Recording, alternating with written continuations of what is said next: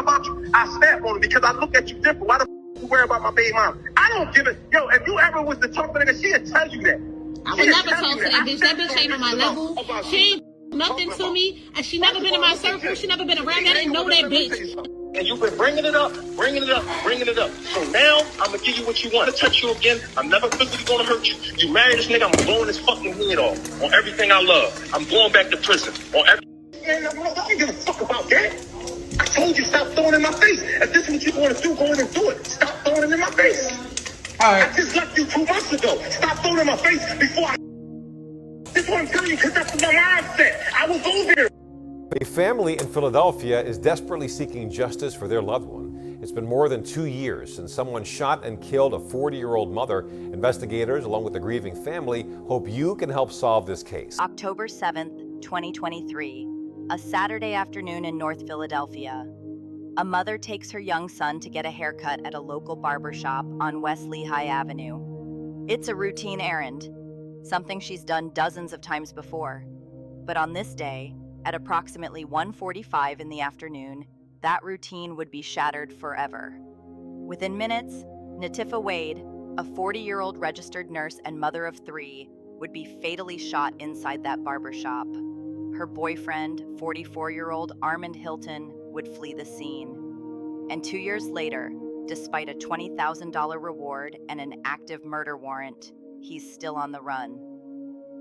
This is the story of Nitiffa Wade, a woman whose life was cut tragically short, a case that's gone cold, and a manhunt that continues to this day. This is Crime Core TV.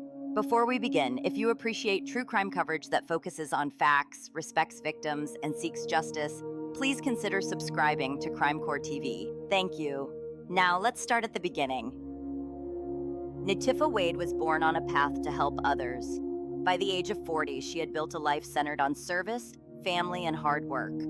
She was a registered nurse, a profession that requires not only education and skill, but compassion and dedication. According to her family, Natifa embodied these qualities every single day. But Nitiffa's commitment to helping others extended far beyond her nursing career. She was actively involved in her community, raising money for families affected by cancer. She did this through t-shirt and hat sales, using her entrepreneurial spirit to support those in need. Those who knew her described her as having a heart of gold. Beautiful, vibrant, someone who showed up for the people in her life. Natifa was also a devoted mother to 3 children. Being a single mother while working as a nurse and running community fundraising initiatives couldn't have been easy. But according to those close to her, she managed it all with grace and determination. She wanted to provide her children with opportunities, with a better life than she had growing up. Natifa's personal life, like many people's, was complex. She was in a relationship with a man named Armond Hilton. He was 44 years old and originally from Chester, Pennsylvania, a city about 15 miles southwest of Philadelphia. Armond was the father of Nitiffa's youngest child. What we know about their relationship comes primarily from family members and police reports. According to investigators, the relationship had its challenges. There were tensions, disagreements about finances, about the future, about how to co-parent their child. But publicly, to those who didn't know them intimately, they appeared to be a couple trying to make it work. What many people didn't know was that Armond Hilton had a serious criminal history. In 2002, more than 20 years earlier, Hilton was involved in a kidnapping case. According to court records, he and 2 other individuals kidnapped a 17-year-old and held them for a $50,000 ransom. Hilton was convicted and served time in prison for this crime. The details of when exactly he was released aren't publicly available, but what we do know is that by 2023 he was out of prison and in a relationship with Nitiffa Wade. Whether Natifa knew the full extent of his criminal past, whether she felt safe in the relationship, whether there were warning signs that things were deteriorating, these are questions her family is still grappling with. What we know for certain is what happened on October 7th, 2023. October 7th, 2023 was a Saturday. For Nitiffa Wade, it started like many other Saturdays, She had errands to run, tasks to complete, and one of those tasks was taking her young son to get a haircut. The barbershop was located on the 2500 block of West Lehigh Avenue in North Philadelphia. It was a place she had been to before, a familiar spot in the neighborhood. According to what we know from police reports, Natifa and her son arrived at the barbershop sometime in the early afternoon. It was a typical Saturday at the shop, customers coming and going, barbers working, conversation flowing, just an ordinary day, until it wasn't. At approximately 1:45 p.m., Philadelphia police received a radio call. A person with a gun. The 2500 block of West Lehigh Avenue, North Philadelphia. Officers from the Philadelphia Police Department responded immediately. When they arrived at the scene just minutes later, they found chaos. People were running out of the barbershop. Some were screaming. Others were trying to help. Inside, officers found Nitiffa Wade. She was unresponsive. She had been shot multiple times. Paramedics arrived quickly and attempted life-saving measures, but the injuries were too severe. Nitiffa Wade was pronounced deceased at the scene at approximately 2:04 p.m. In the immediate aftermath, police began interviewing witnesses. Multiple people had been inside the barbershop when the shooting occurred. They had seen everything. According to witness statements provided to police, a man had entered the barbershop shortly before the shooting. He approached Nitiffa Wade. There was a brief exchange, and then he pulled out a firearm and shot her. Witnesses identified the shooter as Armond Hilton, Natifa's boyfriend, the father of her youngest child. After shooting Natifa, Hilton turned and walked out of the barbershop. Witnesses reported seeing him get into a silver Pontiac Bonneville and drive away from the scene. By the time police arrived minutes later, he was gone. The most heartbreaking detail of this entire tragedy? Natifa's young son was there. He was in the barbershop, waiting for his haircut. He witnessed the murder of his mother.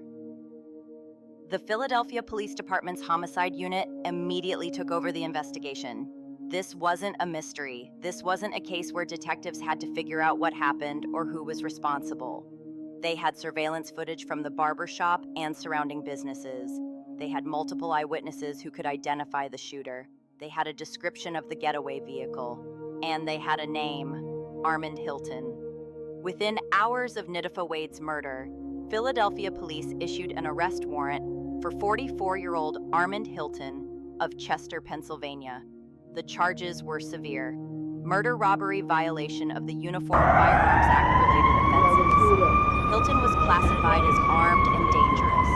The message to the public was clear. Do not approach this individual. If you see him, call 911 immediately. Recognizing the urgency of apprehending Hilton, authorities quickly announced a reward, $20,000. That reward was offered for information leading to the arrest and conviction of Armond Hilton. Brief pause. $20,000 is a substantial reward. It's the kind of amount that typically generates significant tips and leads. The Citizens Crime Commission of Philadelphia helped publicize the reward, working alongside law enforcement to spread the word throughout the region. Tips began coming in. Some were credible, some were not, but each one had to be investigated. Each one had to be followed up on. Because somewhere out there, Armond Hilton was hiding, and investigators were determined to find him. According to John Appledorn of the Citizens Crime Commission, who spoke publicly about the case, investigators have more than enough evidence to prosecute Armond Hilton. He's out there running around. They got a warrant for his arrest, charging him with murder. They've got enough evidence. And that evidence is substantial. Surveillance video clearly shows a man matching Hilton's description entering and leaving the barbershop at the time of the shooting. Multiple witnesses have provided consistent statements identifying Hilton as the shooter. Ballistic evidence was recovered from the scene. The getaway vehicle was identified. In other words, this is not a case that lacks evidence. This is not a situation where prosecutors are uncertain about what happened or who did it. This is a case where everything points to one person, Armond Hilton. The only problem? They can't find him. To understand this case, we need to understand who Armond Hilton is. And the best way to do that is to look at his past. In 2002, when Hilton was in his early 20s, he was involved in a serious crime. According to court records, Hilton and 2 other individuals kidnapped a 17-year-old. This wasn't a crime of passion. This wasn't a spur-of-the-moment decision. This was a planned kidnapping for ransom. Brief pause.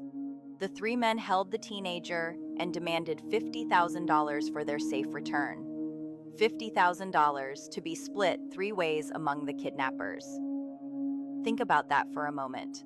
They kidnapped a child. They terrorized a family. They committed one of the most serious violent felonies in our criminal code, all for money. Hilton was arrested, convicted, and sentenced to prison. The exact length of his sentence and the date of his release are not publicly available in the records we've reviewed. But what we know is that by the time 2023 came around, Hilton had been released from prison and was living in the Chester, Pennsylvania area. This criminal history is important for several reasons.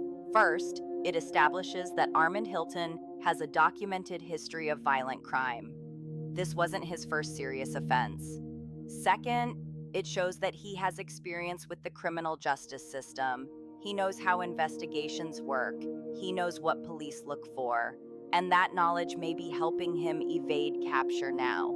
And third, it raises questions about rehabilitation, about second chances, and about what happens when someone with a violent past enters into intimate relationships. What drew Nitiffa Wade and Armond Hilton together? We don't know the full story of how they met or what the early days of their relationship looked like. What we do know is that they had a child together. And according to family members and investigators, they were in a relationship at the time of Natiffa's death. According to those close to Natifa, the relationship had its challenges. There were disagreements about money, about property, about the future. Some have speculated that financial disputes played a role in what happened on October 7th, but it's important to note that these remain speculations. No court documents verify specific claims about property theft or financial fraud. What we can say with certainty is that something in that relationship went terribly wrong, whether it was jealousy, financial stress, anger over perceived betrayals, or simply the tragic reality of intimate partner violence. We may never know the full truth. What we do know is that on October 7th, 2023, Armond Hilton made a choice to bring a gun to that barbershop, a choice to shoot the mother of his child, a choice to do it in front of their son, and a choice to run. In law enforcement, there's a concept called the first 48 hours. It's the critical window immediately after a crime when evidence is fresh, memories are clear, and suspects are most likely to make mistakes. In the first 48 hours after Nitiffa Wade's murder, Philadelphia police worked around the clock. The homicide unit conducted interviews. They reviewed surveillance footage. They tracked down the silver Pontiac Bonneville that witnesses had described. Tips were coming in from the public, people who thought they had seen Hilton, people who knew him or his family, people who wanted to help. But despite this intensive effort, Armond Hilton managed to slip through the net. He had a head start of only minutes. But in a city like Philadelphia, with its complex neighborhoods, its countless hiding places, its network of highways leading in every direction, minutes can be enough. By the time that first 48 hours had passed, investigators had a sinking realization. This wasn't going to be a quick capture. Armond Hilton was on the run, and he knew how to stay hidden. It's now been more than 2 years since Nitiffa Wade was murdered. More than 2 years since that $20,000 reward was announced. More than 2 years since Armond Hilton became one of Philadelphia's most wanted fugitives. And still, he remains at large. So, where is he? Investigators have several theories. Theory 1, he's still in Philadelphia. Some believe that Hilton never left the city, that he's being sheltered by family members or associates who are loyal to him, that he's hiding in plain sight, moving from house to house, staying one step ahead of police. Philadelphia is a large city with a population of over 1.5 million people. If someone wants to disappear into that population, if they have help, it's possible. Theory 2. He fled to another state. Others believe that Hilton left Pennsylvania shortly after the murder, that he drove to New York or Maryland or further south, that he's established a new identity or is living off the grid somewhere far from Philadelphia. Interstate fugitives are more difficult to track. They require coordination between multiple law enforcement agencies, and if Hilton has connections in other states, he could be anywhere. Theory 3. He left the country. This is the theory that investigators hope isn't true, but it's possible that Hilton fled to another country where extradition would be difficult or impossible. However, there's no evidence to support this theory at this time.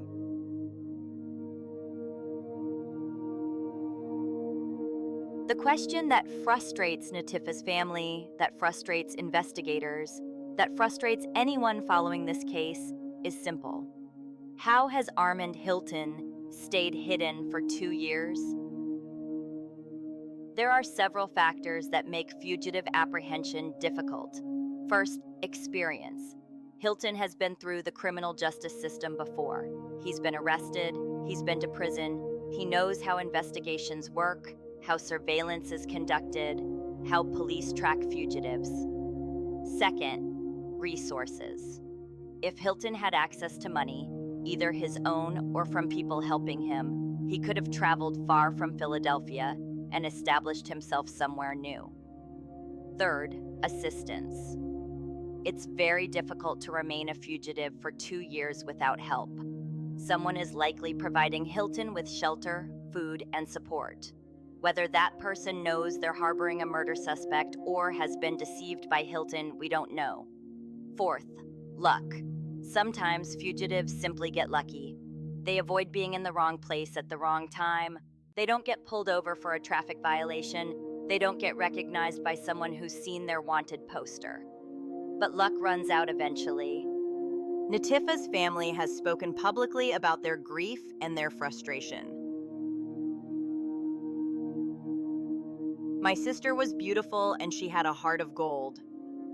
Those were the words of Nitiffa's family member in an interview with local news. For 2 years, this family has lived with an unbearable reality. They buried Natifa. They've tried to help her children heal. They've marked 2 birthdays, 2 Christmases, 2 years of milestones and memories without her. And through it all, they've lived with the knowledge that the person who took Nitiffa from them is still out there, still free, still living his life while theirs was shattered. Pause. 2 seconds.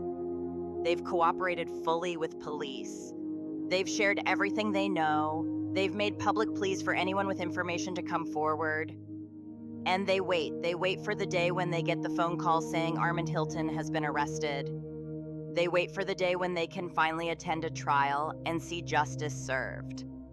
They wait for the day when they can tell Natifa's children that the person who hurt their mother is in custody. But that day hasn't come yet. And with each passing month, the fear grows that it never will. When we talk about crime, we often focus on the perpetrator and the victim. But in cases like this, there are other victims. Victims who didn't choose to be part of this tragedy. Victims who will carry the weight of October 7th, 2023 for the rest of their lives.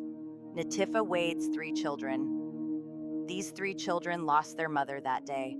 They lost the person who worked multiple jobs to provide for them, who showed up at school events, who tucked them in at night, who loved them unconditionally. For Nitiffa's youngest child, the child she shared with Armond Hilton, the tragedy is even more profound. That child was present at the barbershop. That child witnessed the shooting. That child watched as paramedics tried desperately to save their mother's life. And that child lost both parents that day. One to death, one to murder. Pause. 3 seconds. Child psychologists tell us that witnessing a parent's violent death creates trauma that can last a lifetime. Post-traumatic stress disorder, anxiety, depression, trust issues, difficulty forming healthy relationships. These children will need years of therapy and support. They'll need family members who can provide stability and love. They'll need a community that understands what they've been through. And they'll need justice. They'll need to know that the person who took their mother's life was held accountable, that he didn't get away with it, that their mother's life mattered. Natifa's family has spoken publicly about their grief and their frustration. My sister was beautiful and she had a heart of gold. Those were the words of Natifa's family member in an interview with local news. For 2 years, this family has lived with an unbearable reality. They buried Natifa. They've tried to help her children heal. They've marked 2 birthdays, 2 Christmases, 2 years of milestones and memories without her. And through it all, they've lived with the knowledge that the person who took Natifa from them is still out there, still free, still living his life while theirs was shattered. They've cooperated fully with police. They've shared everything they know. They've made public pleas for anyone with information to come forward. And they wait. They wait for the day when they get the phone call saying Armond Hilton has been arrested. They wait for the day when they can finally attend a trial and see justice served. They wait for the day when they can tell Natifa's children that the person who hurt their mother is in custody. Brief pause. But that day hasn't come yet. And with each passing month, the fear grows that it never will. Nitiffa Wade's case is not unique, and that's perhaps the most heartbreaking aspect of this entire story. According to the National Coalition Against Domestic Violence, intimate partner violence accounts for 15% of all violent crime in the United States. 15%. That means that every year, hundreds of thousands of people experience violence at the hands of someone they're in a relationship with, someone they trusted, someone they loved, someone who was supposed to protect them. And the statistics get even more disturbing. Research shows that when victims try to leave abusive relationships, their risk of being killed increases by 75%. 75%. Leaving is the most dangerous time. And that's a reality that victims face every single day. Do they stay in a relationship where they're being hurt, where they're walking on eggshells, where they're afraid? Or do they leave, knowing that leaving could trigger the exact violence they're trying to escape? If you're watching this video and you recognize yourself in Nitiffa's story, if you're in a relationship where you feel afraid, if someone has threatened you, controlled you, hurt you, please know that you're not alone, and please know that there are people who can help. The National Domestic Violence Hotline is available 24 hours a day, 7 days a week. You can call them at 1-800-799-7233. You can text START to 88788. You can visit their website at thehotline.org. These services are free, they're confidential, and they're staffed by trained advocates who understand what you're going through. They can help you create a safety plan. They can connect you with local resources. They can help you figure out your next steps. And if you're watching this video and you know someone who might be in danger, please reach out to them. Let them know you're there. Let them know you care. Let them know that they deserve to be safe. Sometimes, just knowing that one person believes you and supports you can make all the difference. If you have any information about the whereabouts of Armond Hilton, please contact authorities immediately. Philadelphia Police Homicide Unit, 215-686-3334, PPD tip line. You can call or text 215-686-TIPS. That's 215-686-8477. Your tip could be the key to finally bringing justice for Natifa and her family. And remember, there is a $20,000 reward for information leading to the arrest and conviction of Armond Hilton. Even if you think the information you have is small or insignificant, please call. Sometimes the smallest detail is exactly what investigators need to make a breakthrough. Someone out there knows where Armond Hilton is. Someone has seen him. Someone is helping him. Someone has information. If that someone is you, please do the right thing. Nitiffa Wade was more than the worst day of her life. She was a registered nurse who dedicated herself to caring for others. She was a mother who loved her 3 children with all her heart. She was a community member who raised money for families facing cancer. She was a sister, a daughter, a friend. She was a human being who deserved to live, who deserved to see her children grow up, who deserved to grow old. Her life mattered. Her story matters, and she deserves justice. If this video has informed you about Nitiffa's case, if it's opened your eyes to the reality of intimate partner violence, if it's inspired you to support domestic violence prevention efforts in your community, please like this video and share it. Hit that subscribe button so you don't miss our future investigation updates and victim-centered true crime coverage. And if you feel called to do so, drop a purple heart in the comments for Natifa and her family.